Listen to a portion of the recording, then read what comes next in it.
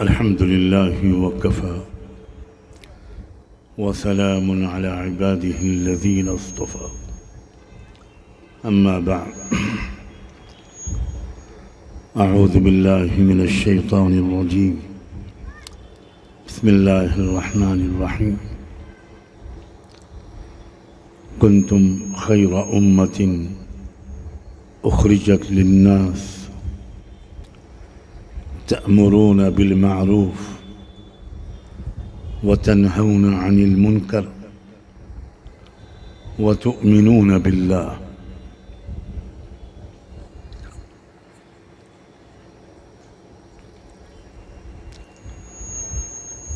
وقال تعالى والذين كفروا بعضهم أولياء بعض إلا تفعلوه تكن فتنة في الأرض وفساد كبير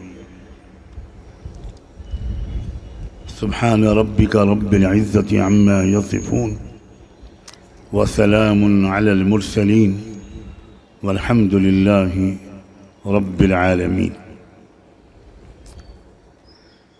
سب سے پہلے تو دیکھو دنیا میں دو طرح کی قومیں ہوتی ہیں.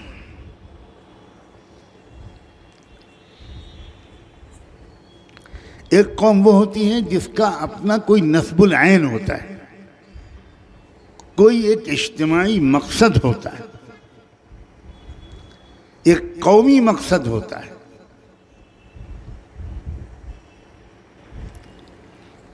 اور دوسری قوم وہ ہوتی ہے جس کا کوئی قومی اور اجتماعی نصب العین اور مقصد نہیں ہوتا, ہر ایک کا الگ الگ مقصد ہوتا ہے. آپ بات سمجھ رہے ہو میری طرف؟ پھر دہراتا ہوں, دو طرح کی قومیں دنیا میں ہوتی ہیں.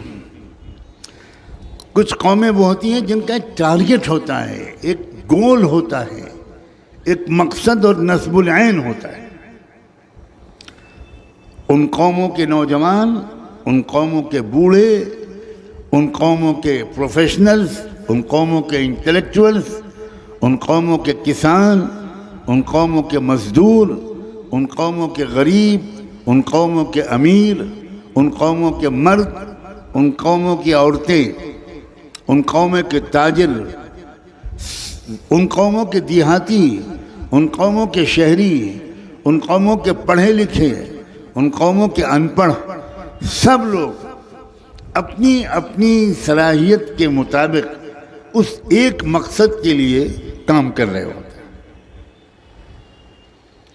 آپ مجھے بتاؤ, میں آپ سے پوچھتا ہوں, مسلمان کون سی کیٹیگری میں آتے ہیں؟ کیا مسلم قوم کا کوئی اجتماعی ایک مقصد ہے؟ میں پوچھ رہا ہوں, ہونا چاہیے نہیں پوچھ رہا ہوں. آج کے مسلمانوں کا کوئی ایک اجتماعی نصب العین, کوئی مقصد, کوئی گول, کوئی قومی نشانہ ہے جس کے لیے سب مسلمان مل کر اپنا وقت, اپنی جان تھوڑی سی, اپنا مال تھوڑا سا, اپنی صلاحیتیں اس ایک مقصد کے لیے لگا رہی ہوں؟ کیا آج کے مسلمانوں کے بارے میں یہ کہا جا سکتا ہے؟ سب لوگ بولیے نا پیچھے سے. اب آپ ایک بات صاف سن لیے, تیسری کھری کھری. خدا کا سسٹم کیا ہے؟ کسی قوم کا نصب العین بہت خراب ہو, اس کا قومی مقصد نہایت نقصان دہ ہو, اگر وہ قوم اور اس قوم کی ایک اچھی خاصی تعداد اس مقصد کو حاصل کرنے کے لیے کام کرے گی, اپنی صلاحیتیں لگائے گی, اپنا وقت خرچ کرے گی, اس کے سائنسداں, اس کے ٹیچرز, اس کے پالیسی میکرز, اس کے پولیٹیشنز, اس کے اصحاب قلم, رائٹرز, لکھنے والے, اس کے شاعر, اس کے فلمی اداکار، اس کے کھلاڑی، اس کے شاعر، اس کے نوجوان، اس کے مرد، اس کی عورتیں، اس کے کسان اور مزدور، اگر وہ اس مقصد کے لیے کام کریں گے جو کسی کے نزدیک اچھا نہیں ہوگا، خراب ہوگا، نقصان دہ ہوگا، تو خدا کا قانون یہ ہے کہ وہ قوم اپنے مقصد کو حاصل کرنے میں کامیاب ہو کر رہے۔ بات سمجھ رہے ہیں آپ؟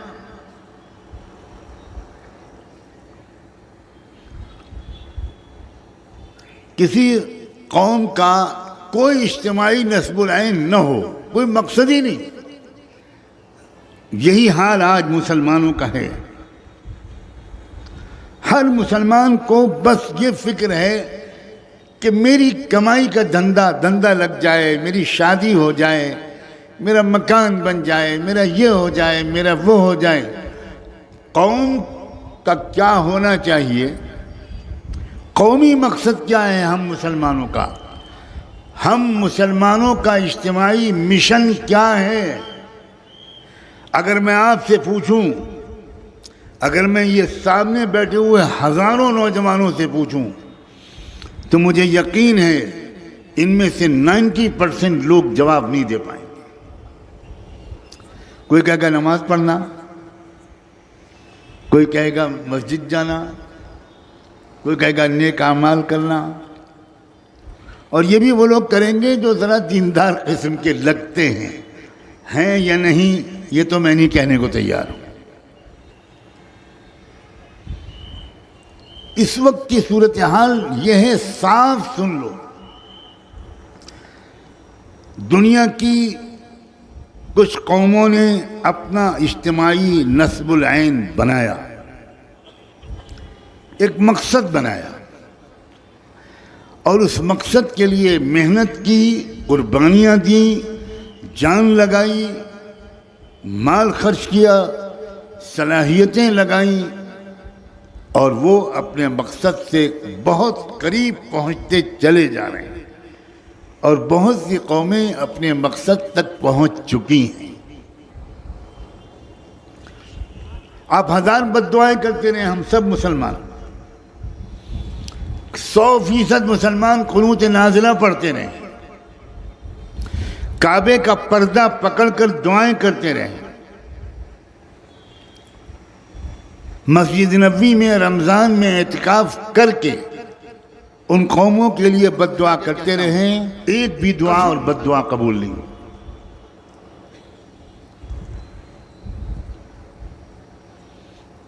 اس دو قوموں نے اپنا بڑا مقصد بنایا ہے، میں صاف صاف کہنا چاہتا ہوں،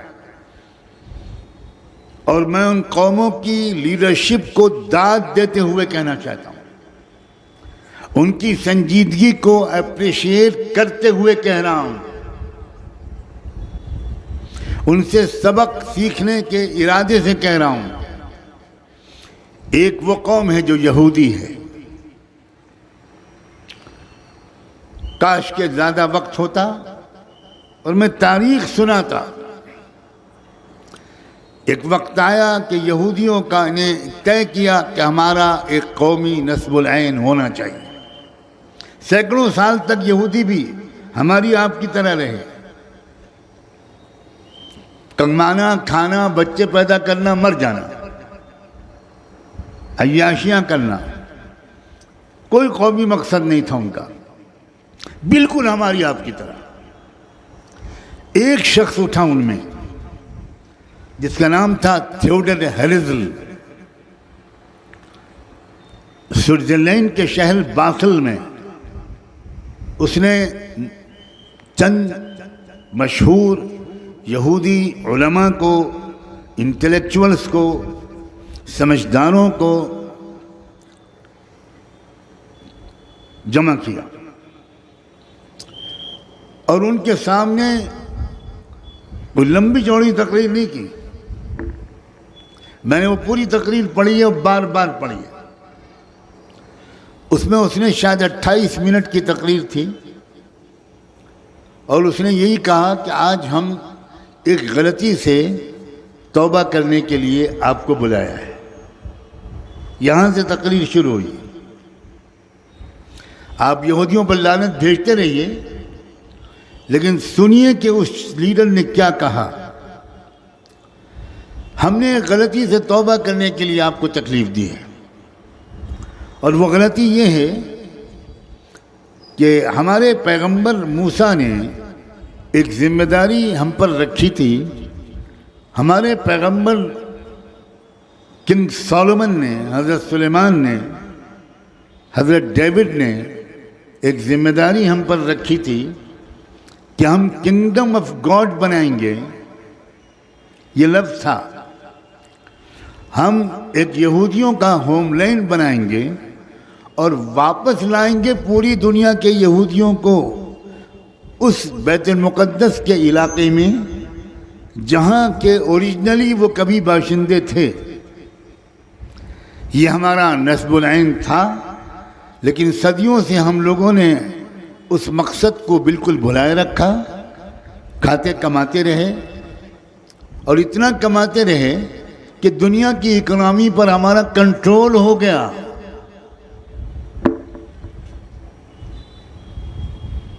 دنیا کی امیر ترین قوم ہو گئے، جن میں اس نے کہا آپ میں سے بہت بڑے بڑے تاجر بیٹھے ہیں. سگریٹ کے 2 بین الاقوامی تاجر اس نے نام لے کر کہا آپ اور آپ بلینائر ہیں، کھربوں ڈالر کے مالک ہیں. لیکن کیا آپ نے اپنی قوم کے لیے کچھ سوچا؟ آپ نے جو کیا آپ نے اور اپنی فیملی کی عیاشی کے لیے کیا. لوگ کھڑے ہو گئے.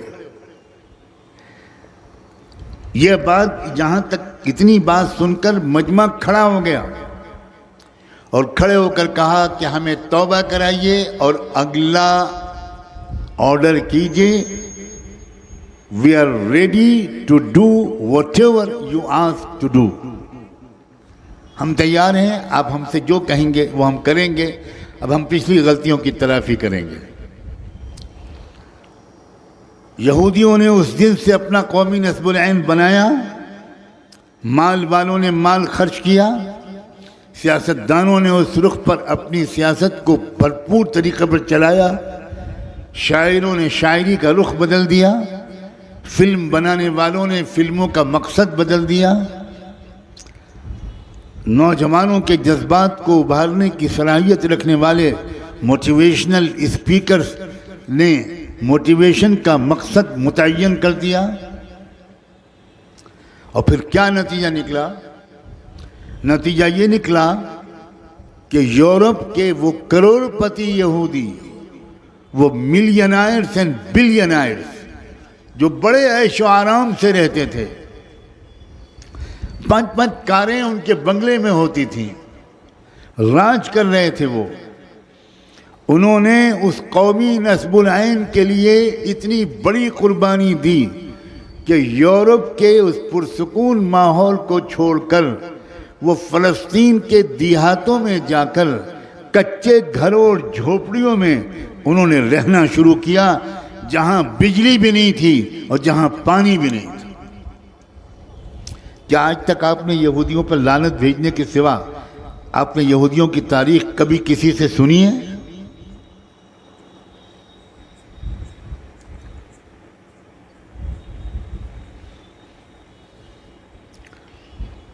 جھونپڑے تھے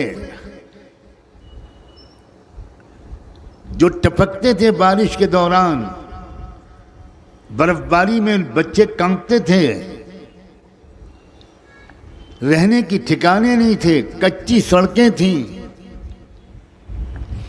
کوئی بزنس کا امکان ہی نہیں تھا. مگر ایک قوم جب جاگتی ہے، کسی کو وہ اچھی لگے یا بری لگے، یہاں اچھے اور برے کا مسئلہ نہیں ہے. ایک چور ڈاکو اگر اپنی چائے کی پیالی میں شکر ڈالے گا تو وہ چائے میٹھی ہوگی،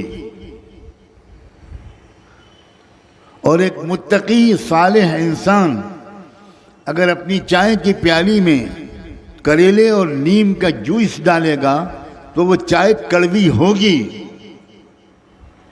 یہ دنیا ہمارے تمناؤں کے ذریعے چلانے کا فیصلہ اللہ نے نہیں کیا ہے۔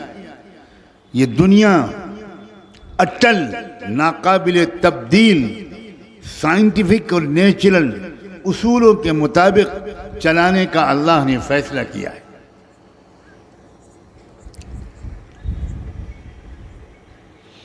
یہودیوں نے ایک نصب العین بنایا، اس کے لیے انہوں نے جان لگائی، مال لگایا، قربانیاں دیں۔ بیوی نے کہا میں نہیں جاؤں گی، شوہر نے کہا کہ ٹھیک ہے تم یہی رہو میں جاؤں گا۔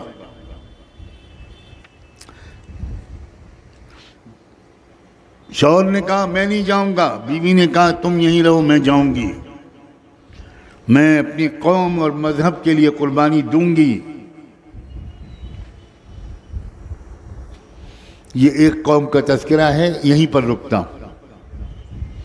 ایک دوسری قوم اور ہے جس کے درمیان ہم اس ملک میں رہ رہے ہیں۔ سمجھیے اس قوم کی قیادت نے، اس قوم کے مصنفین نے، اس قوم کے فلاسفرز نے، اس قوم کے تھنکرز نے، اس قوم کے کچھ لیڈرز نے آج سے 100 سال پہلے مہاراشٹر میں بیٹھ کر ایک فیصلہ کیا کہ ہمارا قومی نصب العین یہ ہونا چاہیے۔ آپ ہزار برا کہیے ساورکر کو، آپ ہزار برا کہیے گوروالکر کو، آپ ہزار برا کہیے RSS کے بانی کو، کوئی فرق نہیں پڑتا آپ کے برا کہنے سے۔ اس قوم نے طے کیا کہ ہم کو بھارت کو ایک مخصوص کلر میں رنگنا ہے۔ اس کے لیے ایجوکیشن کے نظام کو بدلنے میں لگ گئے، اخبار والے اخباروں میں لکھنے میں لگ گئے، کسانوں نے اپنی بساط کے مطابق اس تحریک میں حصہ لیا، مختلف برادریاں، وہ چاہے جاٹ ہوں،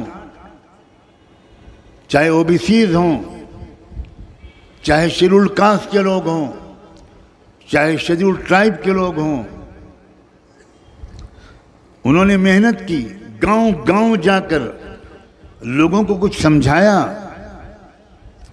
اور اس نصب العین کے لیے ایک اچھی خاصی تعداد کے مردوں اور عورتوں نے، انٹلیکچوئلز نے، نوجوانوں نے، عام لوگوں نے، اسکول اور کالج کا چلانے والے مینجمنٹ کے لوگوں نے، سب نے اس نصب العین کے لیے کام کیا، اور آج وہ اپنے آپ کو اس گول اور نصب العین کے بہت قریب پا رہے ہیں۔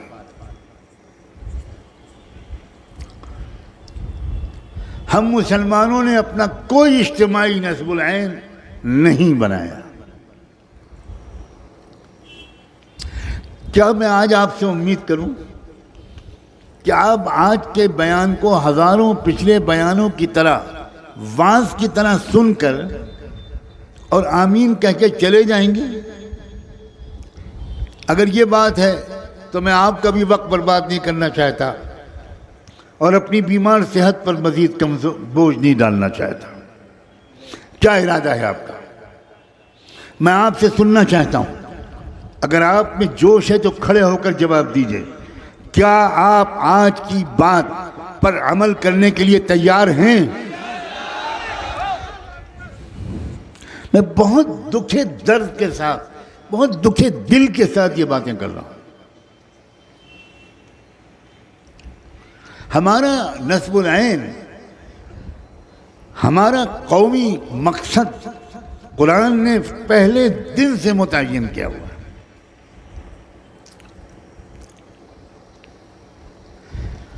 کچھ جوشیلے مسلمان یہ سمجھ رہے ہوں گے اس وقت، نوجوان، کہ میں اپنا قومی مقصد یہ بتاؤں گا کہ ہمارے ملک میں اسلامی حکومت قائم ہو جائے. ہو سکتا ہے کچھ جوشیلے نوجوان یہ پٹھانوں کا شہر ہے. ہرگز نہیں، یہ قرآن کا بتایا ہوا مقصد نہیں. کان کھول کے سن لیجئے، قرآن مجید حکومتوں اور اقتدار پر قبضہ کرنے کے لیے نہیں اتارا گیا. رحمت دو عالم سیدنا محمد الرسول اللہ صلی اللہ علیہ وآلہ وسلم دنیا کی حکومتوں کا تختہ پلٹ کر حکومت اور ستہ پر قابض ہونے کے لیے نہیں بھیجے گئے. یہ الزام تو دشمن ان پر لگاتے ہیں. افسوس یہ ہے کہ مسلمانوں کی اکثریت بھی اپنی جہالت کی وجہ سے، قرآن کو براہ راست نہ سمجھنے کی وجہ سے یہی مقصد سمجھنے لگے. میں 2 آیتیں پڑھتا ہوں، علماء بیٹھے پوچھئے ان آیتوں کا کیا مطلب ہے. قرآن نے کہا لَقَدْ أَرْسَلْنَا رُسُلَنَا بِالْبَيِّنَاتِ وَأَنزَلْنَا مَعَهُمُ الْكِتَابَ وَالْمِيزَانَ لِيَقُومَ النَّاسُ بِالْقِسْطِ. قرآن نے کہا ہم نے سارے نبیوں کو جو بھیجا، معجزے اور بہت واضح دلیلیں، کھلی ہوئی تعلیمات، کتاب اور ترازو دے کر جو بھیجا، اس کا مقصد صرف ہمارا ایک ہے، سب نبیوں کو بھیجنے کا، تاکہ تمام لوگ انصاف قائم کریں. قرآن نے کہاں کہا کہ اسلامی حکومت قائم کرنے کے لیے ہم نے رسولوں کو بھیجا؟ اگر یہ مقصد ہوتا تو کامیاب حضرت نوح علیہ السلام نہیں تھے، حضرت ادریس کامیاب نہیں تھے، حضرت شیس کامیاب نبی نہیں تھے. ہمت تو کہو کہ یہ انبیاء ناکام تھے.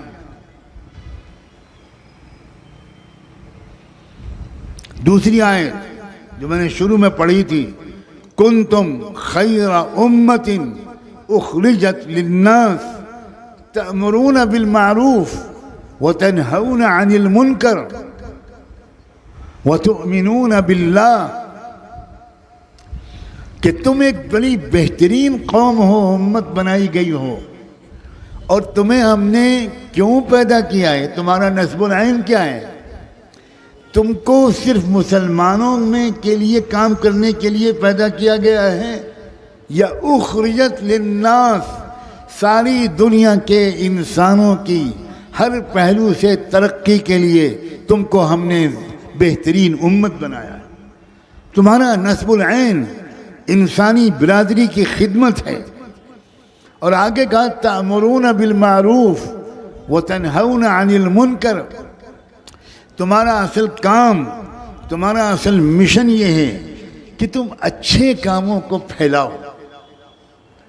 عجیب بات، معروف کسے کہتے ہیں؟ معروف کہتے ہیں وہ بھلائیاں، وہ اچھے کام جو انسانی فطرت، سب انسانوں کی فطرت جن کو اچھا سمجھتے ہیں. اس میں کون سا اختلاف کے لفظ ہے؟ کون سا کسی قوم کے کسی قوم کے اوپر غالب آنے کا لفظ ہے؟ وہ چیزیں پھیلاؤ جن کو سب مانتے ہیں، سب احترام کرتے ہیں. معروف، بھلائیاں، نیکیاں. خاندانی اثر سے، ماحول کی خرابی سے انسان بری چیز کو پسند کرنے لگے، یہ تو ایک عارضی فینومینا ہے. فطرت اس کی بھی اس چیز کو ناپسند ہی کرتی ہے. آپ کسی نشے کے عادی سے پوچھئے کہ کیا نشہ کرنا، ڈرگس لینا، شراب پینا یہ اچھی بات ہے؟ تو وہ کہے گا یہی کہ بھائی مجھے تو لت لگ گئی ہے مگر یہ اچھی چیز ہے نہیں.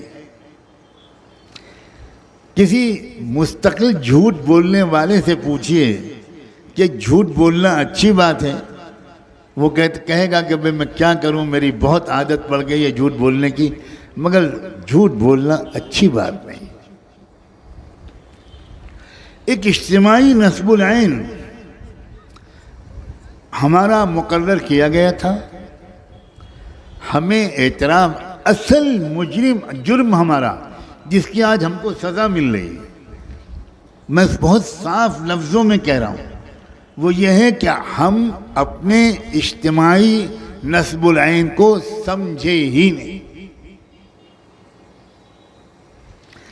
اس کے لیے ہم نے قربانیاں دینا تو دور کی بات ہے، ہمیں خبر ہی نہیں ہے کہ ہمارا کوئی ایک اجتماعی مشن ہے۔ سب کی ذمہ داری ہو، بوڑھے ہوں، جوان ہوں، پھر دہراتا ہوں، ڈاکٹر ہوں، انجینئر ہوں، وکیل ہوں، اسٹوڈنٹس ہوں، لڑکے ہوں، لڑکیاں ہوں، انٹلیکچوئلس ہوں، پروفیسرس ہوں، سائنٹسٹ ہوں، پولیٹیکل ایکٹیوسٹ ہوں، سوشل ایکٹیوسٹ ہوں، پالیسی میکرز ہوں، رائٹرز ہوں، شعراء اور ادباء اور مصنفین ہوں، رکشہ چلانے والا ہو، آٹو چلانے والا ہو، اور جوتے سینے والا ہو، اور فٹ پاتھ پر بیٹھ کر چائے پینے والا ہو، سب کا ایک اجتماعی نصب العین ہے کہ وہ تھوڑا تھوڑا حصہ لے۔ اب میں اپنے ملک کے حالات پر اپلائی کر کے کچھ صاف صاف بات کہنا چاہتا ہوں۔ ہمارا قومی نصب العین، بھارت کے مسلمانوں کا اجتماعی مشن، بھارت کے مسلمانوں کا اجتماعی اور قومی نصب العین یہ ہونا چاہیے کہ ہم بھارت کی ہر پہلو سے ترقی کے لیے قومی پیمانے پر کوشش کریں، ہر پہلو سے ترقی۔ اگر 4 بڑے کارپوریٹ ہاؤسز مالدار ہو جائیں تو اس کو بھارت کی ترقی کہیں گے؟ کیا نیند آ رہی ہے؟ نہیں، مجھے لگ رہا ہے کوئی کبوتر اڑاؤ بھائی تاکہ لوگ جاگیں، مجھے لگ رہا ہے نیند آ رہی ہے۔ اصل میں آپ لوگ جو بیان سننے کے عادی ہیں نا، اس میں اصحاب کہف کا کتا کس رنگ کا تھا، نوح علیہ السلام کی کشتی کتنی لمبی تھی، اس لیے آپ کو مزہ ہی نہیں آ رہا ان باتوں میں۔ اور میں مزہ لینے کے لیے نہیں آیا ہوں، میں مردوں کو زندہ کرنے کے لیے آیا ہوں، میں سونے والوں کو جھنجھوڑ کر بیدار کرنے کے لیے آیا ہوں، اور اللہ کی حجت آپ کے اوپر قائم کر کے ہی جاؤں گا۔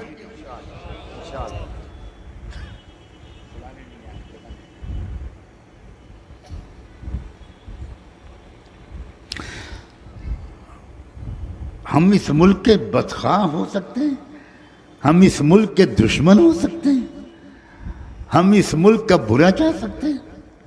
میں کہتا ہوں ہر پہلو سے ترقی، یہ اس لفظ پر غور کرنا، آپ کے جسم کا کوئی ایک حصہ بہت موٹا ہو جائے، آپ کی ران پھول جائے، آپ کا دائنا ہاتھ بہت پھول جائے، تو لوگ آپ کو مبارکباد دیں، ماشاءاللہ کیا تندرستی ہے، اسے تندرستی کہیں گے؟ کیوں بھائی؟ ران موٹی ہو گئی، دوسری ران سوکھ گئی، یہ ایک سنگین بیماری ہے۔ ہمارے ملک کا اس وقت یہی حال ہے کہ نہیں ہے؟ عوام الناس غربت میں پھنستے چلے جا رہے ہیں، کروڑوں لوگوں کو 2 وقت کی روٹی نہیں مل رہی، صاف ستھرا پانی نہیں مل رہا، چند لوگ مالدار ہوتے چلے جا رہے ہیں۔ یہ ملک کی اکنامی کو اچھا کہنے والا مہا بیوقوف انسان ہے۔ اگر کوئی بیوقوفی کا اولمپک میچ کرا دیں عارف بھائی بھوپال میں، تو مجھے لگتا ہے کہ انشاءاللہ ایسے بیوقوفوں کو ہی گولڈ میڈل ملے گا۔ کمال ہے، جہاں کسان سال سال بھر احتجاج کرتے رہیں، 70-700 کسان مر جائیں احتجاج کرتے ہوئے، ان کو غلے کا مناسب دام نہ ملے، اور اڈانی اور امبانی آسمانوں کی سیر کریں، یہ ملک کی ترقی نہیں ہے۔ ہمیں ملک کی وہ ترقی چاہیے جس میں غریب سے غریب انسان کو عزت کی روزی ملے، وہ سر اٹھا کر چلے، اس کے بچوں کو بھی اچھی تعلیم ملے، وہ دلت ہو، وہ آدیواسی ہو، وہ سکھ ہو یا کرسچن ہو، وہ او بی سی سے تعلق رکھتا ہو، کسی سماج کسی دھرم سے تعلق رکھتا ہو، وہ برہمن ہو، وہ مندر کا پجاری ہو، سب کو انصاف ملے، سب کو امن و سکون ملے، ہر بیٹی کی عزت محفوظ ہو، عائشہ کی بھی اور آشا اور لتا کی بھی،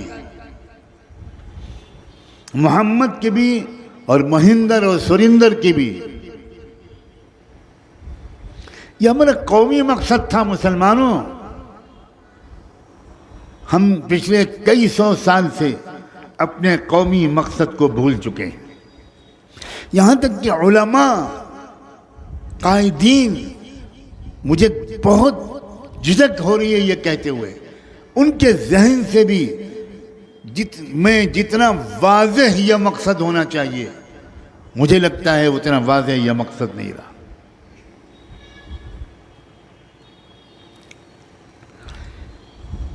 کیا ضرورت تھی ہمارے علماء کو ملک کی آزادی کے لیے کھڑے ہونے کی؟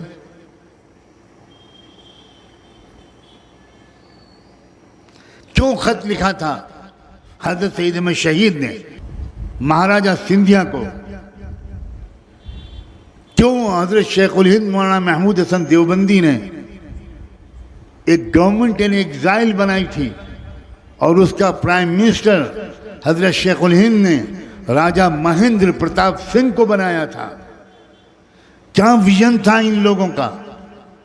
کیا یہ اس ملک میں اسلامی حکومت قائم کرنا چاہ رہے تھے؟ کیا اس ملک میں وہ مسلمانوں کی حکومت قائم کرنا چاہ رہے تھے؟ وہ اس ملک میں امن و انصاف کی گنگا جمنا بہانا چاہ رہے تھے۔ بڑے دل کے لوگ تھے، بڑے ویژنری لوگ تھے، بہت سمجھدار لوگ تھے، بہت بہادر اور حوصلہ مند لوگ تھے، لیکن ان کے جانے کے بعد جو نسلیں آئیں، ان کا قومی نسب العین گرتا گرتا گرتا گرتا کہاں چلا گیا؟ کوئی قومی نسب العین نہیں رہا، بس اتنا رہا کہ ہم اپنے محلے کے پارشد بن جائیں، اور پارشد بن گئے تو جلوس اتنا بڑا کہ امریکہ کے صدر کا بھی جلوس نہیں نکلتا، اتنا بڑا۔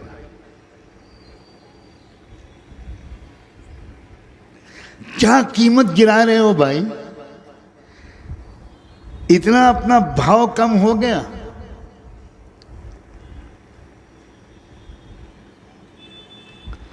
پارشد بننا، ایم ایل اے بننا مقصد نہیں ہے، ایم پی بننا مقصد نہیں ہے۔ پارشد بننا، ایم ایل اے بننا اور ایم پی بننا ملک کی ترقی کے لیے کام کرنے کا ذریعہ ہے، اپنے شہر کی ترقی کے لیے کام کرنے کا ذریعہ ہے، اپنے وارڈ کی ترقی کے لیے کام کرنے کا ذریعہ ہے۔ اور ترقی کی ایک شق یہ ہے کہ سڑکیں بن جائیں، اسٹریٹ لائٹ لگ جائے، اور ترقی کا ایک پہلو یہ ہے کہ ہر بچے کو اچھی تعلیم مل جائے۔ ترقی کا ایک پہلو یہ ہے کہ بے روزگاروں کو روزگار مل جائے۔ ترقی کا ایک پہلو یہ ہے کہ ہماری کنواری بچیوں کی عزتیں محفوظ رہیں، سماج میں شرافت پھیل جائے، سماج میں اچھے اخلاق پھیل جائیں۔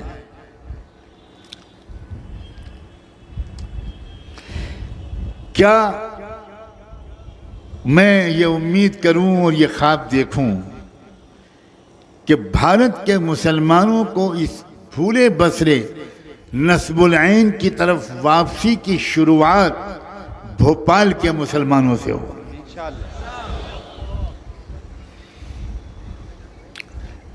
انشاءاللہ جو ہے یہ بڑا بدنام ہو چکا ہے۔ ہم لوگ تبلیغی لوگ ہیں، جہاں تشکیل شروع ہوئی کون تیار ہے؟ سب بولتے ہیں انشاءاللہ، اور زیادہ پرانا تبلیغی جو ہوتا ہے اس کا ایک داؤ پیچ سکھاتا ہوں.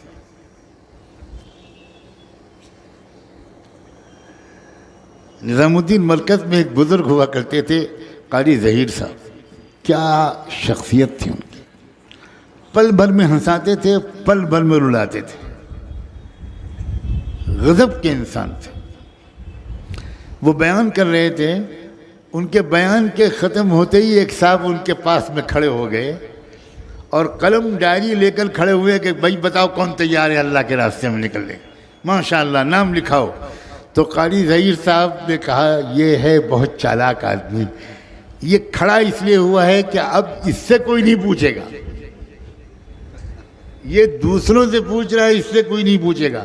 تو قاری صاحب نے پکڑا اور کہا ماشاءاللہ ہمارے یہ بھائی نقد 4 مہینے کے لیے تیار. اب وہ گیا پھنس. تو میں بھی اسی مدرسے کا طالب علم ہوں، میں تمہارے انشاءاللہ سے دھوکے میں نہیں ہوں گا. اندر سے کیوں نہیں جڑپ پیدا ہوتی، کیوں نہیں یہ بات پیدا ہوتی کہ ٹھیک ہے آج آپ اتنی ہی بات کر سکتے ہیں، ہم آئیں گے آپ کے پاس، بتائیے کہاں پہنچے کب پہنچے، اور ہم تفصیل پوچھیں گے اس بات کی کہ اس ملک کی آل راؤنڈ ڈیولپمنٹ کے لیے، اس ملک کے ہر پہلو سے ترقی کے لیے، صرف مسلمانوں کی ترقی کے لیے نہیں، اس ملک کی ترقی کے لیے بتائیے ہم کیا کر سکتے ہیں. میں ایک اسٹوڈنٹ ہوں، میں کیا کر سکتا ہوں. میں ایک ٹیچر ہوں، میں کیا کر سکتا ہوں. میں ایک چھوٹا سا دکاندار ہوں، میں کیا کر سکتا ہوں. میں کسان ہوں، میں کیا کر سکتا ہوں. میں امام و خطیب ہوں، میں کیا کر سکتا ہوں. میں مفتی اور قاضی ہوں، میں کیا کر سکتا ہوں. میں ایک لڑکیوں کے اسکول کی ٹیچر ہوں، میں کیا کر سکتی ہوں. پوچھنے والے ہی لوگ نہیں ملتے. 2 گھنٹے کے بیان کے بعد کوئی پیچھے سے اٹھ کے آتا ہے کہ مجھے حضرت سے ایک بات کرنی ہے. حضرت بہت خوش ہوتے ہیں ماشاءاللہ کہ شاید ایک آدمی کے دل پر چوٹ لگی اور وہ آ رہا ہے اپنے آپ کو پیش کرنے کے لیے، اور وہ آتا ہے اب کان میں کہتا ہے میری بیوی کے کان میں 2 بجے رات کو سیٹی بجتی ہے. کون سے قبرستان میں آپ کو دفن کیا جائے، کون سے پاگل خانے میں آپ کو بھیجا جائے. کمال ہے. ارے بھائی سیٹی بجتی ہے تو بیوی سے پوچھو، مجھ سے کیوں پوچھ رہے ہو. کس سے دوستی ہے اس کی جو سیٹی بجاتا ہے. واہ بدماشی تمہاری بیوی کرے تعویذ ہم لکھیں. کیا ہو گیا مسلمانوں کو. بلند عزائم کہاں چلے گئے، بلند حوصلے کہاں چلے گئے، ملکوں میں تبدیلی لانے کے ارادے کہاں چلے گئے، ظلم کو انصاف سے بدلنے کے حوصلے کہاں چلے گئے، مظلوموں کو انصاف دلانے کے ارادے کہاں دفن ہو گئے. ایک مشن تھا جو صحابہ کرام کی سمجھ میں آ گیا تھا، ایک نصب العین تھا. چنانچہ وہ جب دوسرے ملکوں میں جاتے تھے تو وہ یہ نہیں کہتے تھے کہ ہم یہاں اسلامی حکومت قائم کرنے آئے ہیں، ہم یہاں تم کو حکومت سے ہٹا کر تمہارے تخت پر قبضہ کرنے کے لیے آئے ہیں. حیات الصحابہ میں ایک لفظ دکھا دو ایسا، صحابہ کی تاریخ کی کتابوں میں ایک جملہ مجھے ایسا دکھا دو. وہ اتنے احمق اور بیوقوف نہیں تھے اسلام کو نہ سمجھنے کا جس طرح ہم مجرم ہیں. صحابہ ہی نے تو اسلام کو سمجھا تھا. چنانچہ جب ان سے کوئی سپر پاور کا رولر، کوئی چیف آف آرمی اسٹاف ایک گمنام صحابی سے پوچھتا تھا کہ آپ لوگ ہمارے ملک میں کیوں آئے ہیں، تو وہ جواب دیتے تھے کہ یہاں کی پوری پبلک کو انصاف دلانے کے لیے آئے، انصاف دلانے آئے. جو سسٹم آپ کے ملک میں چل رہا ہے اس میں انصاف نہیں ہے. اس میں غریبوں کا کام ٹیکس دینا ہے اور کچھ لوگوں کا کام غریبوں کے ٹیکس پر عیاشی کرنا ہے. یہ سسٹم مناسب نہیں ہے. آپ کے عوام پریشان ہیں، آپ کے عوام کو ہم عزت کی زندگی دلانے کے لیے آئے، ہمارا اور کوئی مقصد نہیں۔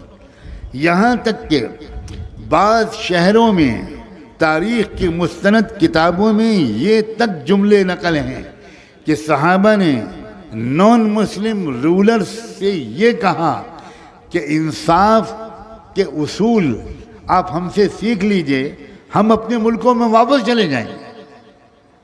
We are not here to rule you. We are not here to stay. ہم واپس چلے جائیں گے۔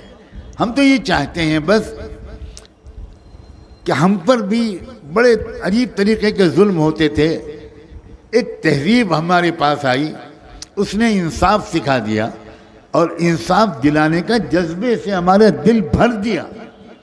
تو ہم انصاف دیکھنا چاہتے ہیں ملک میں، ہر کالے گورے کو، ہر مسلم نان مسلم کو، ہر ایک کو انصاف ملے، مندر کے پجاری کو ملے، مسجد کے امام و خطیب کو ملے، چرچ کے فادر اور بشپ کو ملے، مہاتما گوتم بدھا کے انوائیوں کو ملے، مہاویر جین کے ماننے والوں کو ملے، بابا گرو نانک کے ماننے والوں کو ملے، جو کسی مذہب کو نہیں مانتے ان کو بھی ملے۔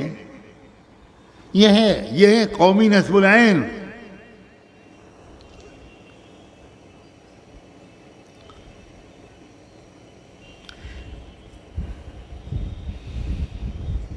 اللہ کرے آج کچھ لوگوں کے دل میں یہ بات اس قدر اترے کہ وہ یہاں سے اٹھ کر پھر یہ چین کی نیند سوئیں نہ، کیونکہ اب اس کے بعد وہ انصاف کیسے دلا پائیں گے ہمیں کیا کیا کرنا ہوگا، ایک بڑی لمبی گفتگو ہے، اور ہر ایک پیشے میں لگے ہوئے لوگوں کو اس پاکیزہ مقدس مشن میں اپنا حصہ ڈالنے کے لیے الگ الگ مشورہ دینا پڑے گا۔ ہم ایک ڈنڈے سے سب کو نہیں آ سکتے۔ ہم ایک کسان کو طریقہ کچھ اور بتائیں گے اور ایک وکیل کو طریقہ کچھ اور بتائیں گے۔ ہم کسان سے یہ نہیں کہیں گے کہ تم کالا کوٹ پہن کے تم کل کو عدالت میں انصاف دلانے پہنچ جانا، الگ الگ۔ تو آپ یہ زحمت نہیں کرتے نا، کبھی آپ کے ذہن میں سوالات نہیں پیدا ہوتے کہ بھئی ہم کہیں تو جا کر پوچھیں، امت میں کہیں پر تو کچھ ایسے علماء انٹلیکچوئلز رہبر ہوں گے جو ہمارے سوال کا جواب دے پائیں گے۔ ہماری صلاحیتیں ملک میں ایک پازیٹیو تبدیلی، ایک انصاف اور ایک پیسفل کو ایگزسٹنس کا ماحول بنانے میں ہم کس طرح حصہ ڈال سکتے ہیں، کوئی تو بتانے والا ہوگا۔ مجھے تو بڑا عجیب سا لگتا ہے، بہت برداشت کرتا ہوں، کبھی کبھی جی چاہتا ہے برداشت کرنا چھوڑ دو۔ خاص طور پر یہ مدھیہ پردیش کے بیگمات زدہ نوجوانوں کی ایک بات بتاتا ہوں۔ جب سے میں یہاں آیا ہوں 2-3 دن ہوئے، 50, 60, 100, 150 لوگ مجھ سے کہہ چکے ہیں حضرت آپ کی زیارت کا بہت دل چاہتا تھا، بہت یوٹیوب میں دیکھتا تھا، سنتا تھا، بہت زمانہ ہو گیا، آج موقع مل گیا۔ تو میں نے ان سے پوچھا کہ آپ نے مجھے پہلے کیوں نہیں بلا لیا؟ آپ نے حکم دیا ہوتا، میں درشن کرانے آ گیا ہوتا۔ چوڑیاں پہنی ہیں تم نے، تم سفر کر کے کیوں نہیں آئے؟ تم نے کیوں یہ بات کہی کہ بہت عرصے سے زیارت کی خواہش تھی؟ کیا مکاری ہے بھائی، کیا جھوٹ ہے، منافقت ہے۔ چند گھنٹے کا سفر ہے، اگر آپ کے دل میں آگ لگی تھی، آپ کے دل میں سوالات پیدا ہوئے تھے، آپ کچھ کرنا چاہتے تھے، تو آپ کو آنا چاہیے تھا میرے پاس یا کسی کے پاس جو صحیح رہنمائی کر سکے، جو زمانے کی زبان جانتا ہو، جو زمانے کے حالات جانتا ہو، جو امکانات اور خطرات جانتا ہو، جو صحیح محتاط اور مثبت زبان بول سکتا ہو، جو پریکٹیکل مشورے دے سکتا ہو، جو مختلف میدانوں میں کام کرنے کے تجربے رکھتا ہو، ایسے لوگ آج بھی ہمارے ملک میں موجود ہیں۔ ہمارا ملک بانجھ نہیں ہے، لیکن یہ مصیبت ہے آپ کی، آپ اپنی جگہ سے ہلتے نہیں، اور یہ اس بات کی دلیل ہے کہ آپ کو کوئی درد اور فکر نہیں ہے۔ اپنے پرسنل کیریئر کے سوا اپنے ملک کی، اپنے سماج کی، اپنے دیش کی، اپنی ملت کی، کسانوں اور مزدوروں کی، عورتوں اور لڑکیوں کی، غریبوں اور مزدوروں کی کوئی فکر آپ کو نہیں ہے۔ اور میں صاف کہتا ہوں یہ اسلام نہیں ہے۔ مجھے یہاں آنے کے تھوڑی دیر کے بعد ایک چھوٹا سا پرچہ ملا، تعویذ کی سائز کا، جملہ امراض ظاہری اور باطنی کا علاج۔ پرچہ کیا ملا؟ سنیے، آج میں آپ کی اچھی طرح خبر لینے کے ارادے سے آیا ہوں۔ انشاءاللہ عارف بھائی آئندہ مجھے کبھی نہیں بلائیں گے۔ بھوپال میں بارات کا اور اس کے کھانے کا عام رواج ہوتا جا رہا ہے، تو آپ صدقے کی نیت کر لیا کیجئے۔ فقراء بہت ہیں بھوپال میں، ان کو اپنے گھر پہ کھانا نہیں ملتا، صرف بارات میں ہی ملتا ہے، تو زکوٰۃ صدقے سے کھانا کھلا دیا کیجئے ان فقیروں کو۔ سمجھے نہیں آپ؟ میرا خیال ہے آپ اتنی سیریسلی سن رہے ہیں کہ آپ سوچ رہے ہیں کہ چلو اچھا ہوا، آج ایک مسئلہ معلوم ہوا، انشاءاللہ صدقے ہی کی نیت سے کریں گے۔ ارے بابا ایسا کر مت دینا، یہ قاضی صاحب میرے خلاف عدالت میں ایک مقدمہ کا فیصلہ کر دیں گے۔ شادیوں میں تاخیر بھی بہت کرتے ہیں لڑکے اور لڑکی دونوں کے ماں باپ۔ ماں باپ سوچتے ہیں لڑکے کی شادی ہو جائے گی تو انکم مجھے نہیں ملے گی، بیوی کے پاس جائے گی۔ وارے خود غرض ماں باپ، کیا ہو گیا لوگ؟ ہم جیسے لوگوں سے بہت سے نوجوان دعا سے پہلے کہتے ذرا میری شادی کے لیے دعا کر دیجیے گا، اور یہ بھی کہتے ہیں ذرا میرے ابو سے بات کر لیجیے 5 منٹ، ہاں ذرا سمجھائیے ان کو، اچھا خاصا عمر ہو گئی میری شادی نہیں کرتے۔ یہ کون مخلوق ہے؟ یہ انسان ہیں، آدمی ہیں، یہ کوئی دیو ہیں؟ ان کے اندر کوئی شیطان کی آتما آ گئی ہے؟ کمال ہے، یہ باپ ہے؟ یہ حجاج ابن یوسف کے جلاد ہیں؟ کیا ہو رہا ہے ہمارے معاشرے؟ ہر شخص، یعنی باپ کی محبت بھی ختم، اور کیا ماں کی ممتا بھی ختم ہو گئی؟ اس درجے کی خود غرضی، اس درجے کی سیلفشنس۔ بخاری شریف کی حدیث میں صاف آتا ہے، جو باپ اپنے بیٹے یا بیٹی کی شادی میں دیر کرے گا اور اس کی وجہ سے بیٹا یا بیٹی گنہگار ہوگا، اس گناہ کی سزا باپ کو ملے گی۔ مگر کون سنتا ہے رسول اللہ کی؟ کون سنتا ہے اللہ والوں کی؟ ریت رواج پر عمل ہو رہا ہے۔ ایک اور بات پرچے میں لکھی ہے، شادیوں میں گانے باجے کا عام رواج ہو گیا۔ میں ان مسائل پر گفتگو نہیں کی ہے اور نہیں کروں گا، کیونکہ میں نے بیماری کی سمٹمز کا علاج کرنے کا ارادہ نہیں کیا۔ اگر آپ کے بدن میں دانے ہیں تو ان دانوں کی وجہ ہے اندر کے خون کی خرابی۔ جب تک خون کی خرابی دور نہیں ہوگی دانے بدن سے نہیں جائیں گے۔ جب تک آپ اپنا قومی نصب العین نہیں سمجھیں گے، جب تک آپ اجتماعی مقصد نہیں سمجھیں گے، 1000 تقریریں ہوتی رہیں، مسلمانوں کا رواج شادی بیاہ کا، بے پردگی کا، فضول خرچی کا نہیں بدلے گا۔ اب سمجھو میری بات کو، میں ان موضوعات پر آج کل بیان نہیں کر رہا ہوں، اس لیے کہ میرے 40 سالہ تجربات نے بتایا کس نوجوان نے اپنی شادی کی تقریب کو درست کیا۔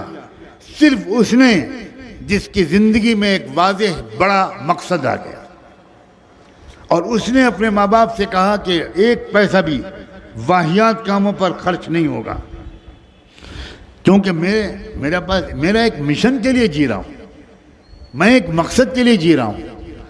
اگر مقصد آپ کے ذہن میں آ گیا تو یہ ساری خرافات دور ہو جائیں گے، آپ اپنے باپ کو راضی کر لیں گے، آپ اپنی ماں کو راضی کر لیں گے، آپ کہیں گے کہ میرے لیے رشتے کا انتخاب کرتے وقت خیال رکھیے گا کہ اس مشن میں ساتھ دینے والی مجھے لڑکی چاہیے، یہ آپ کہیں گے۔ یہ نہیں کہیں گے کہ لڑکی وہ ہو جس کی ناک فلاں اداکارہ کی طرح ہو، جس کے ہونٹ فلاں اداکارہ کی طرح ہو، اور جو جہیز اتنا لائے اتنا لائے اتنا لائے اتنا لائے۔ یہ آپ تب کہیں گے جب آپ کے ذہن میں کوئی اجتماعی مقصد نہیں۔ میں پوری بے تکلفی کے ساتھ آج اپنی شادی کا واقعہ سناتا ہوں، شاید کچھ نوجوانوں کے اندر غیرت جاگ جائے۔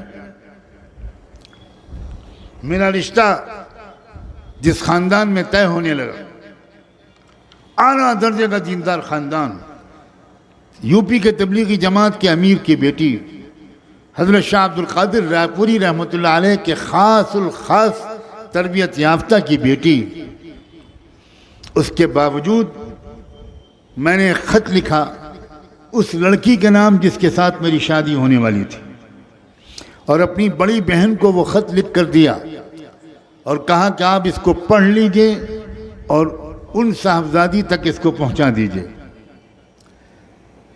میں نے اس خط میں سلام مسنون کے بعد یہ لکھا کہ میری 3 شادیاں ہو چکی ہیں، اگر چوتھی بیوی بننے کے لیے آپ تیار ہوں تو میں اس رشتے کو منظور کروں گا، اور آپ کے والدین بھی اسی صورت میں اس رشتے کو منظور کریں۔ میری 3 شادیاں ہو چکی ہیں۔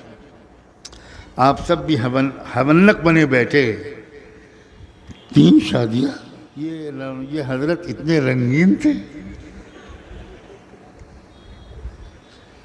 نوجوانی میں یہ جوش، یہ حوصلہ، یہاں ایک سے ہی ٹیڑھے ہوئے جا رہے ہیں۔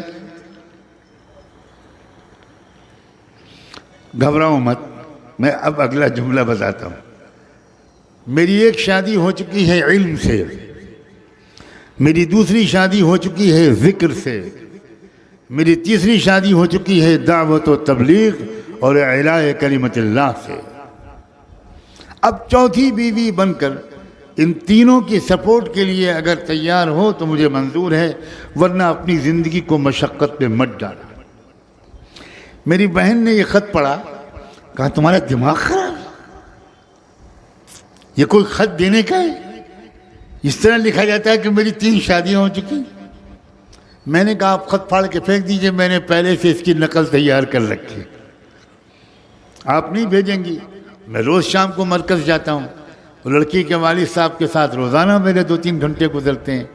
میں انشاءاللہ ان کے ذریعے یہ خط بھجواؤں گا ضرور، کیونکہ میں کلیئر کٹ بات کہنا چاہتا ہوں کہ میری زندگی کا ایک مشن ہے، میری زندگی کا مقصد تیرے دین کی سرفرازی، میری زندگی کا مقصد تیرے دین کی سرفرازی، میں اسی لیے مسلمان، میں اسی لیے نمازی۔ ان کے والد اتنے اللہ والے تھے کہ جس وقت ان کی اہلیہ نے وہ خط ان کے ہاتھ میں دیا اور ان کے والد نے وہ خط پڑھا تو سجدہ شکر میں گر گئے۔ بہت رونے والے انسان تھے، بہت رونے والے انسان۔ مجھے بتایا گیا کہ 10-12 منٹ تک سجدے میں پڑے روتے رہے، شکر ادا کیا، اور بلا تکلف اپنی بیٹی کو میرا وہ خط پکڑا دیا کہ مولانا سجاد میاں کا یہ خط تمہارے نام آیا ہے، تم اکیلے میں اس کو پڑھ لو۔ بیچاری بری طرح شرما گئی ہوگی، خط پڑھا تو میں کیا بتاؤں، میں کیسے اللہ کا شکر ادا کروں۔ اس نے نیچے اس خط میں اپنے قلم سے ایک لائن لکھا کہ میں ہر مہینے میں 3 روزے اس پر شکر کی نیت سے مرتے دم تک ادا رکھوں اس نعمت پر۔ میں کب سے اس طرح کی دعائیں چپ کے مانگ رہی تھی۔ نوجوانوں، کچھ تمناؤں کو ٹھیک کرو، اسلام کو سمجھو، اسلام کے تقاضوں کو سمجھو، ہمتوں کو بلند کرو اور ایسے صاحب کردار بنو کہ تم میں سے ایک کسی نہ کسی پہلو سے اس ملک کو، اپنے سماج کو، اپنے شہر کو، اپنے محلے کو، کسی نہ کسی طرح اس کے ایک فرد کو تم سے راحت ملے، ترقی ملے۔ میں اس بات کو بھی چھپانا نہیں چاہتا کہ میں اتنی کھل کر یہاں جو بات کر رہا ہوں اس کی ایک وجہ آپ لوگوں کی طلب، آپ کی پیاس، آپ کی مہمان نوازی اور آپ کی مستورات کی غیر معمولی طلب، اور ایسا لگتا ہے کہ اندر ایک پیاس ہے آپ کے اندر، اور یہ ماحول جو یہاں آپ کے سیاسی قائد عارف مسعود کی محنت سے اور ان کی سمجھداری سے، برادران وطن کے ساتھ ان کے حکیمانہ تعلقات سے، اور ان علماء قاضی شہر اور مفتی شہر کی نہایت حکیمانہ قیادت سے، نہایت بصیرت مندانہ رہنمائی سے آپ کے اندر میں نے وہ صلاحیت محسوس کی کہ میں نے چاہا کہ وہ بات جو میرے دل میں ہے، جو آج یہاں پوری طرح دل کھول کر آپ کے سامنے رکھ دوں، اور میں اس امید کے ساتھ اب رخصت ہوں گا کہ آپ اپنے علماء کی، اپنے قائد کی اور ان معروضات کی جو آپ کے اس مہمان نے آپ کے سامنے رکھی ہیں، ان کی بھرپور قدر کر لیں۔ انشاءاللہ آپ دیکھیں گے کہ آئندہ چند سالوں میں آپ کا حصہ شہر بھوپال، مدھیہ پردیش اور ملک کی ترقی میں نظر آئے گا دور بیٹھ کر لوگوں کو۔ اور کیا عجب ہے کہ لوگ پھر آپ سے سیکھنے آئیں کہ آپ نے کس طرح اپنے ذہن کو مثبت بنا لیا، ایک کلیئر کٹ کانسیپٹ آپ کا کیسے ہو گیا، کیسے ایک واضح مشن اور نصب العین آپ کی سمجھ میں آ گیا۔ دور دور سے شاید لوگ آپ کے پاس آئیں اور پھر آپ ان کی رہبری کریں۔ وما ذلك على الله بعزيز، وآخر دعوانا ان الحمد لله رب العالمين۔